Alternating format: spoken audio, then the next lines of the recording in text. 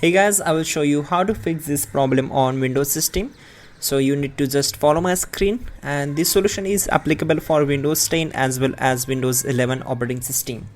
So we will fix this issue together. In the first step, we have to go to search bar and simply type here user account control settings, or click on this. And once we are here, we need to set this level up to this stage, then click on OK and select S. Once done, now go to search bar and type here netpl wiz,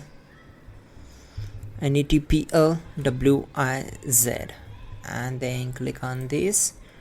Once we are here, we need to select this and your user, click on properties, then go to group membership and then select the administrator.